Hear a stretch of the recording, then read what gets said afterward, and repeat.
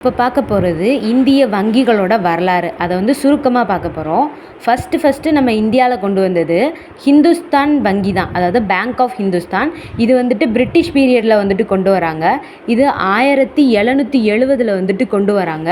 அதுக்கப்புறமா இந்தியாவில் உள்ள வங்கிகளோட அமைப்பு மாகாண வங்கிகளால் கட்டுப்படுத்தப்படும். அதாவது பிரசிடென்சி பேங்க் கொண்டு வந்தாங்க. அது 3 இடத்துல கொண்டு வந்தாங்க. ஒன்று bank of Bengal, bank of Bombay, bank of Madras. இது bank of Bengal 1809, bank of Bombay 1840, bank of Madras 1843.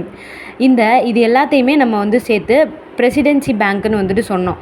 சரியா? இந்த பிரசிடென்சி பேங்க்கை 1921 இந்திய இம்பீரியல் வங்கியாக மாற்றினாங்க. அதுக்கப்புறமா இந்த இம்பீரியல் பேங்க்கை 1955 இந்திய ஸ்டேட் பேங்க்காக மாற்றிட்டாங்க. இதுக்கு இடையில தான் 1935 ஆர்பிஐ கொண்டு வந்திருப்பாங்க. இந்த ஆர்பிஐயை 1949 தேசியமயமாக்கியிருப்பாங்க. அதுக்கப்புறம் கடைசியாக 1969 14 முக்கிய வங்கிகள் நாட்டுடைமையாக்கப்பட்டது. 1980 6 முக்கிய வங்கிகள் நாட்டுடைமையாக்கப்பட்டது.